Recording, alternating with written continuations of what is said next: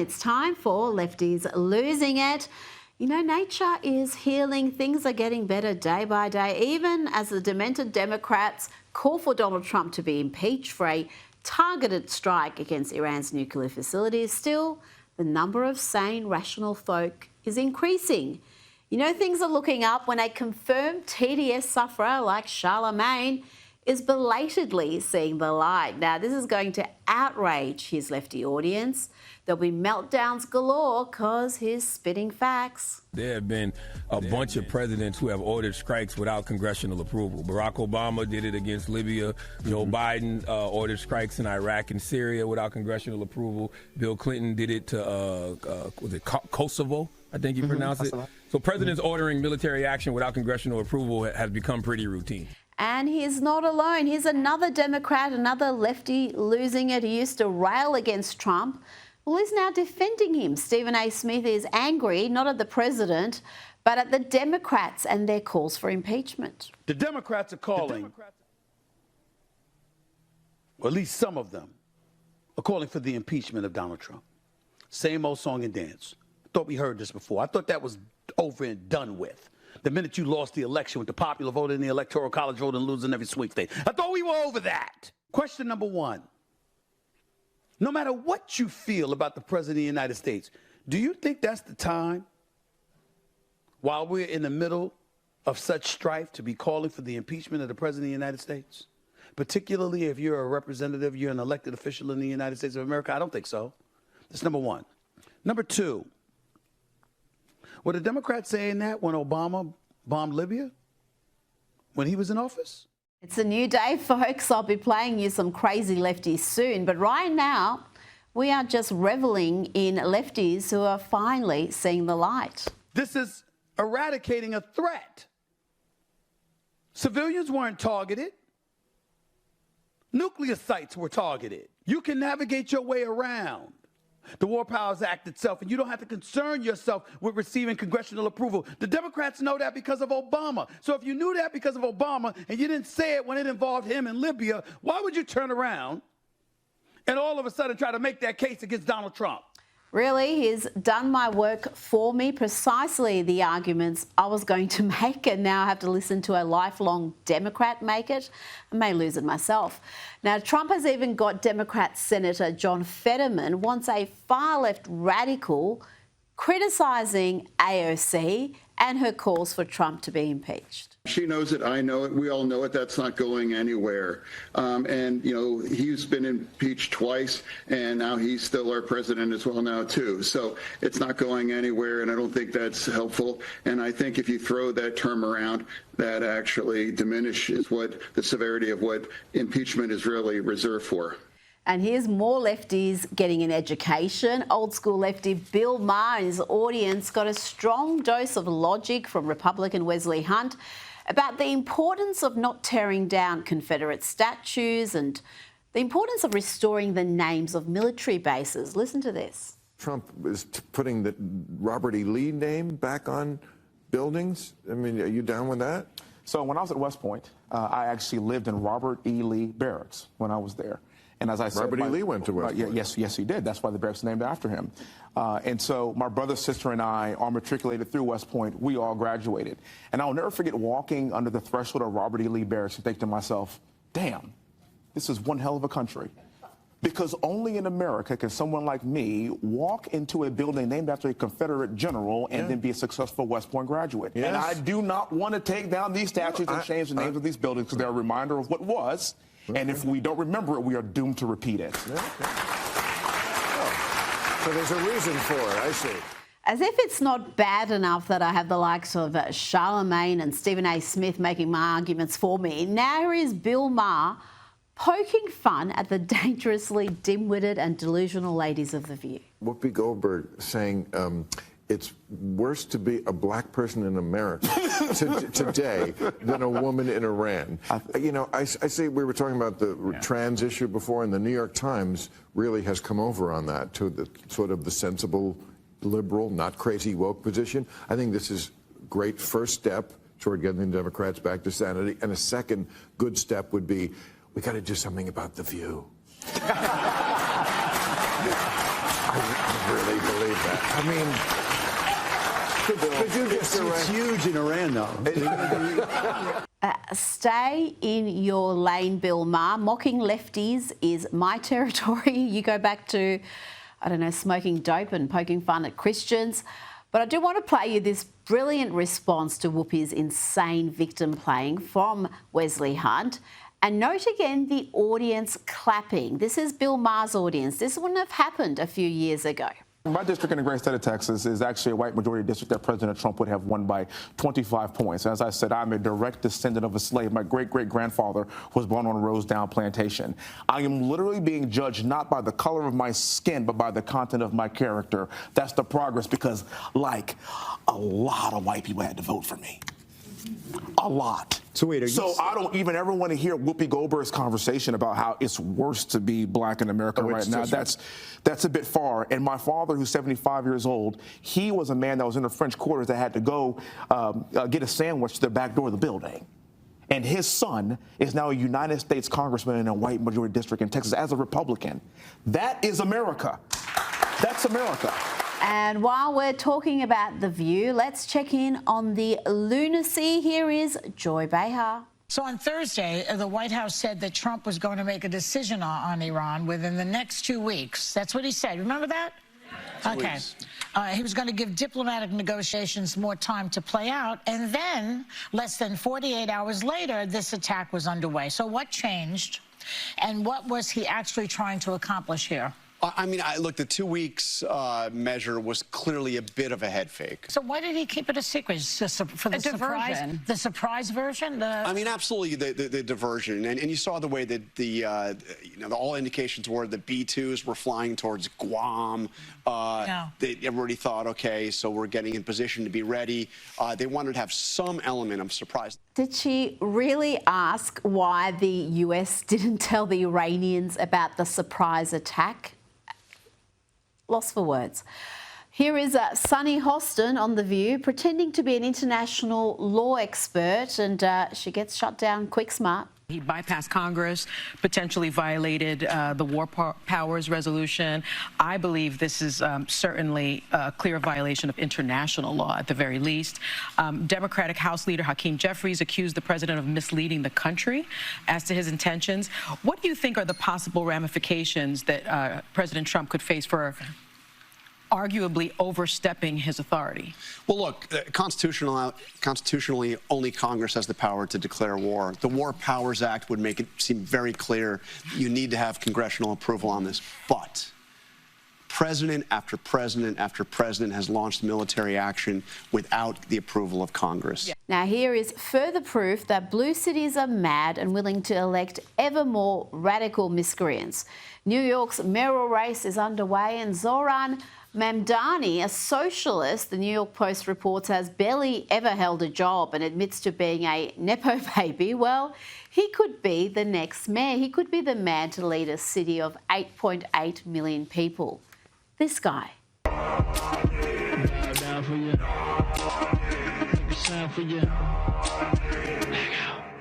Go ahead, make a rap for you, Nani. It's a rap. Get the glass in the rack on your Nani.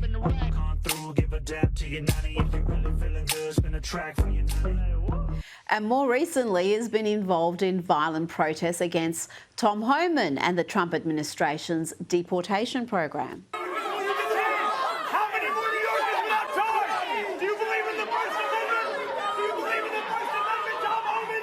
How many more New Yorkers will not die? To America. And while the Democrats play the role of the Iranian mullahs, useful idiots, railing against the military action and calling for Donald Trump to be impeached, the president has been busy securing a ceasefire, what he calls a complete and total ceasefire.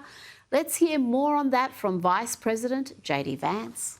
What it means, Brett, is quite simple. First of all, the president, without, knock on wood, having a single American casualty, obliterated the Iranian nuclear program. We are now in a place where we weren't a week ago. A week ago, Iran was very close to having a nuclear weapon. Now, Iran is incapable of building a nuclear weapon with the equipment they have because we destroyed it. So that's a very, very big thing. Now, what that means, I think, is we have to talk to Iran and, of course, to Israel about what the future holds. Because while we have obliterated the Iranian nuclear program, our hope and our expectation is that they're not going to try to rebuild that program. And I think that's what the president is really trying to figure out here, is to build a long-term settlement here to where we can have peace in the region, where our regional allies and, of course, the American people, most importantly, can be secured, but where we can ensure that the destruction of the Iranian nuclear program that has already happened is not something they try to rebuild. And on that ceasefire, earlier today, Donald Trump announced the end of what he called the 12-day war. He wrote, "Congratulations to everyone. It has been fully agreed by and between Israel and Iran that there will be a complete and total ceasefire in approximately 6 hours from now, when Israel and Iran have wound down and completed their in-progress final missions for 12 hours, at which point the war will be considered ended. Officially, Iran will start the ceasefire, and upon the 12th hour, Israel will start the ceasefire, and upon the 24th hour, an official end to the 12-day war will be saluted by the world. During each ceasefire, the other side will remain peaceful and respectful.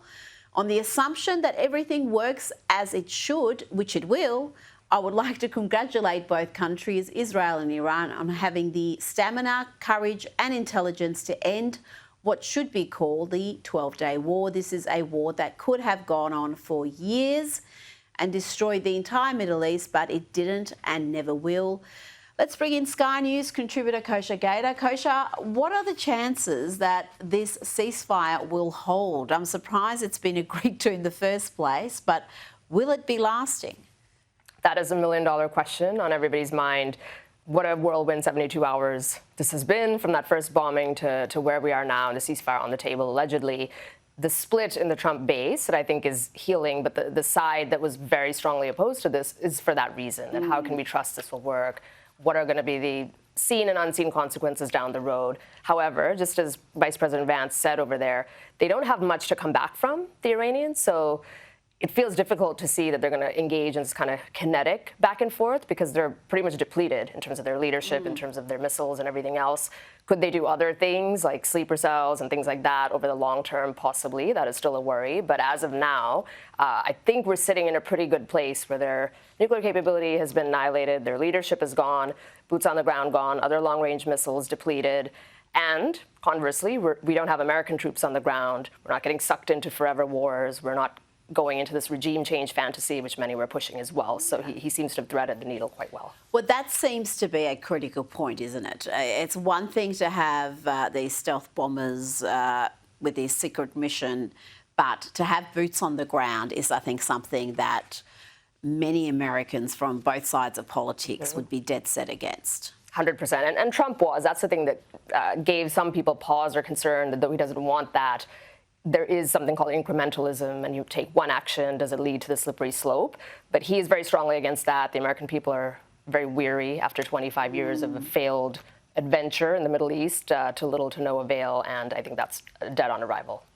Now, what do you make of the manner in which the Australian government has handled this matter? Anthony Albanese has belatedly expressed support for Donald Trump's strikes on Iran's nuclear program, but that came after Foreign Minister Penny Wong called for de-escalation before the strikes. It's all very confusing. I don't know how they can be very supportive when just before the strikes they were calling for de-escalation.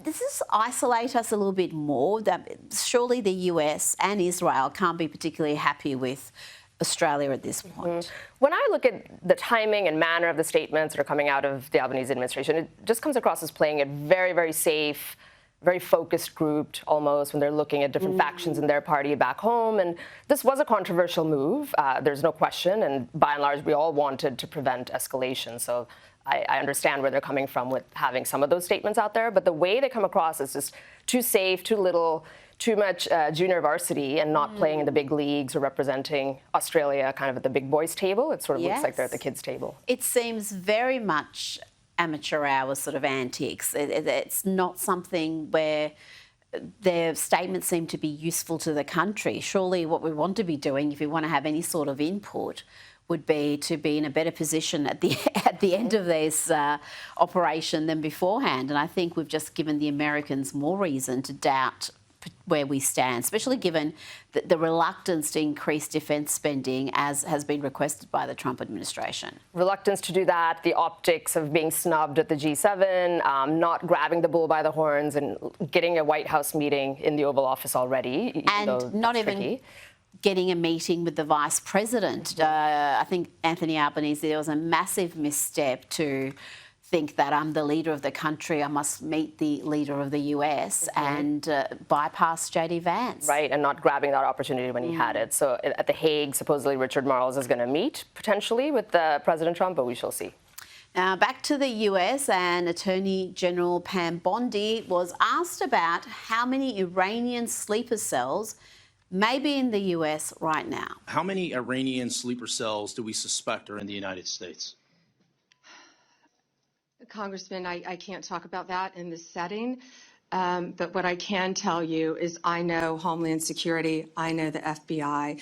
They are focusing on doing everything we can to keep our nation safe. There is not a day that goes by that we don't discuss the issues that you just brought up with me at the Department of Justice, but I also know that our counterparts at DOD, HSI, the State Department, and all of our agencies are working together to make America safe and, in turn, keep our world safe. Kosha, she also said there that it was a particularly dangerous period for the US. Of course, we saw millions coming across that southern border under the Biden administration, no checks, no controls. So really, how could they have any idea how many sleeper cells there could be in the country? And they probably don't. And this is back to what we were talking about earlier, that with this action, you cannot predict every consequence, and we will probably never know every consequence that's going to come out of it. And these kinds of ones, you know, the overt ones, like the missiles that were striking and intercepted by the U.S. military, that was a great showing of the might of American military, offensively and defensively. But things like this, it is harder to predict, and it further underscores the Trump administration's #1 agenda, and really what undergirded his whole rise politically, is immigration, securing the border, deporting illegals. And that is a problem, that we've got anywhere from 30, 40, 50 million. Nobody knows the number of illegals in the country. About 10 to 12 were allowed just in the last 4 years under Joe Biden. Tens of thousands of them potentially Iranians. Many may very well be sympathetic to the regime and not very happy right now. So this is a big problem. It is concerning, and hopefully this gives them some more ammunition, rhetorically speaking, to really deport those people aggressively and fight back against all the opposition they're facing internally. How will the Democrats handle this escalation? Will they carry water for Iran's Islamist regime, for the mad mullahs? We've heard a lot of claims from the Democrats that the strikes were unconstitutional, against international law. We've got the likes of AOC and Hakeem Jeffries calling for impeachment. They really are getting on the front foot with this. But again, I wonder whether this is going to be counterproductive for them. I think so, and they feel really scattered. There's like 15 different messages that have come out of the Democrat Party. You had John Fetterman of Pennsylvania very much in favor of it. You have these guys calling for impeachment. Impeachment is their favorite tool of choice against Trump. They did it twice over the perfect phone call, quote unquote, and the insurrection that didn't rise to the legal standard of insurrection. So have they learnt from that, or do they still know that the more radical elements of their supporter base get excited when they hear the I word, and they are just going to keep going down that road, even if it just makes them even more unelectable? I think it seems to be the latter. They just don't have the votes right now. But if they were to gain back the majority in the midterms, which is possible because Republicans have a very slim majority, absolutely, I think they're going to find the first cause they can cook up to do it. And that's another reason why Trump really has to act fast, because who knows how much time he has left if they were to do this. Well, it's going to be fascinating what they come up with. Cook up, I think, was the perfect term there. Now to other news. The FBI has launched investigations into who is funding and organising violent protests in the US, what NGOs, individuals are behind the lawlessness we saw in LA and other cities. They can expect to feel the full force of the law. Let's hear from Bill Asali, along with FBI Assistant Director Akil Davis and IRS Special Agent Tyler Hatcher. These violent agitators put peaceful demonstrators at risk. The FBI and our federal partners will continue to investigate individuals and organizations who are knowingly funding or committing acts of violence against law enforcement, as well as the destruction of property. We are currently tracing money to determine who is providing funding for these riots. Funding crime doesn't just affect the criminals, it also disrupts entire communities. Each dollar funneled into illegal operations fuels violence, undermines law and order, and perpetuates fear. Make no mistake, we will identify and disrupt financial networks supporting these criminal activities. This is potentially huge. There are some very rich, very influential characters behind some of these NGOs that are suspected of aiding and abetting the rioters. And again, this is something that the Trump base is very energised about. This is potentially huge. That old adage, follow the money, rings very true here. If you choke off the money supply, a lot of these so-called protests that are probably not 100% organic, I think a lot of people doubt that they are, do get severed.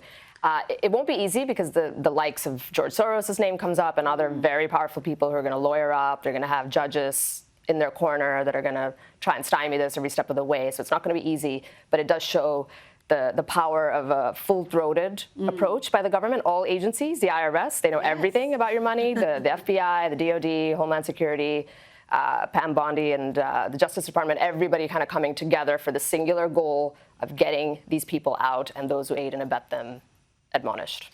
Now, before you go, if you were advising the Australian government, which has now got a relationship with our biggest ally, the US, that isn't the strongest it's been, we've had the Prime Minister snubbed repeatedly, how would you look to repair that relationship? How do you, because we have the trade tariffs to negotiate, we have AUKUS, we've got the defence spending. It's a really critical time, and Albanese needs to get some face time with the president. I think, being very clear about Australia first, like what is the actual policy agenda that puts Australia first, and understanding that. Sometimes that gets complicated as well when you're dealing with this tenuous coalition of different people from the Greens all the way to the centrists, so figuring that out. And then secondly, in terms of dealing with the U.S., Trump is very much a people person at the end of the day, and that old-fashioned approach of building a relationship, finding somebody who has likability with him and his team, and pushing on that. It doesn't look like that's going to be Kevin Rudd. It looks like the ambassador is an impediment, not a help at this point. Do they have to make a call on that? Because this relationship has... it's tainted. It's potentially beyond repair. It's as weak as it's been in several decades. And he doesn't seem to be pulling away from that. Albanese seems to be backing Kevin Rudd in that role. But I would have to imagine, I don't think Trump is really spending too much time thinking about Australia right now. But if he were, and if he said, I can't work with this guy, send me somebody else, I'm pretty sure that would happen. Kosha Gada, thank you for your time. Pleasure.